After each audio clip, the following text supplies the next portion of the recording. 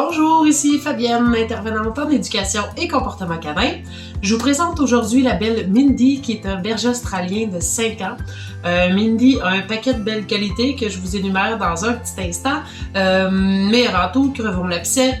Mindy, elle est aveugle. Elle a un problème congénital, elle a fait des cataractes en très très bas âge, ce qui l'a amené à perdre sa vision. Mais elle évolue très bien avec ça. Pour elle, tout est normal. Elle a même fait un nouvel obstacle à la maison. Ça a été très très beau. C'est vraiment bien mené. Elle est pleine de confiance et de témérité. Donc, les belles grandes qualités de Mindy. La première, la plus surprenante, pour un berger australien, elle a un niveau d'énergie moyen. Ça, on aime ça. Donc, une belle sortie à tous les jours, un peu de stimulation et elle sera très bien dans ses poils comme ça. Évidemment, ça veut pas dire qu'elle n'est pas capable de partir faire une grande balade en forêt. Plus on a d'activités, mieux c'est. Mais c'est pas le chien qui va vous en demander énormément. Elle a une marche en laisse qui est excellente. J'ai à marcher avec elle quelques minutes. Elle est A1, se laisse distraire par aucun bruit, aucune odeur. Ce qu'on me dit, elle passe à côté des chiens puis elle reste très focusée sur sa tâche. Fait que pour ça, c'est un super travail qui a été fait. On adore. Elle est habituée à passer du temps seule en liberté dans la maison. Elle brise rien. Elle vit en appartement, donc aucune plainte de vocalise extrême. Donc pour ça, elle est très calme lorsqu'elle est seule à la maison. Elle est habituée à la voiture, habituée de voyager. Cohabite avec un chat, ça se passe super bien, les deux jouent ensemble, il n'y a pas de problème, elle connaît un paquet de beaux trucs de fantaisie et à ce qu'on m'a dit, elle interagit bien, généralement, en lousse avec les chiens pendant une période de jeu. Maintenant, comme tout peut pas être rose, Mindy fait aussi de la protection de ressources. Donc avec la nourriture, que des os, sa bouffe, quelque chose qu'elle trouve qui se mange, elle va faire de la protection. Fait que pour ça, il va y avoir du travail qui est à faire et il y a des précautions à prendre aussi. Sa famille actuelle ont travaillé le comportement, m'ont dit que ça s'était énormément amélioré, mais évidemment, il y a encore du travail à faire, surtout quand on est une nouvelle famille et puis qu'il faut falloir prendre certaines précautions pour qu'il n'arrive pas d'incident à ce niveau-là et pour l'aider à améliorer son comportement. Aussi, au niveau des manipulations, sa famille font tous les tâches de toilettage, ça se passe super bien, le font avec des gâteries, le font doucement, tout se passe bien. Par contre, pour un inconnu, ça va être un petit peu plus difficile.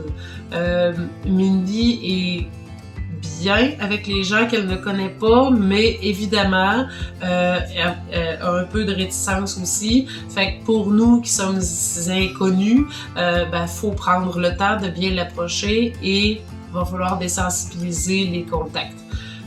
D'abord, de toute façon, la première chose que vous avez à faire, c'est de bâtir un bon lien de confiance avec elle parce qu'il y a des petites craintes qui sont installées, mais aussi parce que c'est un peu plus surprenant pour elle, étant donné sa cécité d'arriver avec des nouvelles personnes dans un nouvel environnement. Fait qu'une fois ce lien-là bâti, oui, vous allez pouvoir travailler une manipulation, puis tout va bien se passer. Avec sa réserve qu'elle a envers les inconnus, additionnée à sa cécité, ça fait en sorte que Mindy a quelques morsures à son actif. C'est à peu près tous des contextes, soit de protection de ressources ou soit parce qu'elle s'est fait surprendre.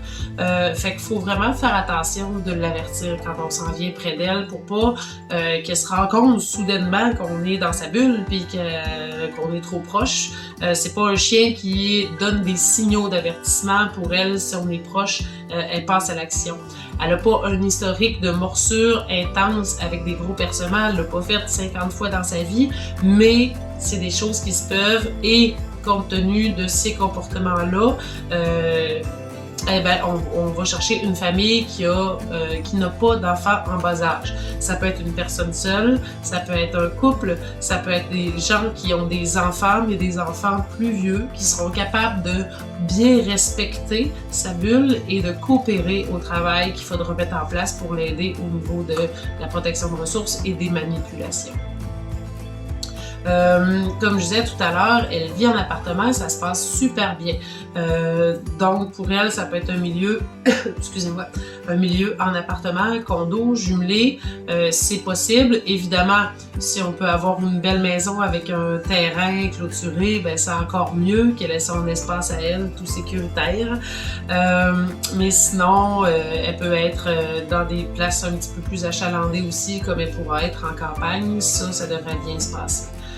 Fait que l'important pour nous, ce qu'on cherche pour Mindy, c'est bien sûr une famille aimante qui vont en prendre soin, qui vont l'aimer puis qui vont l'aider à s'améliorer et à bien évoluer.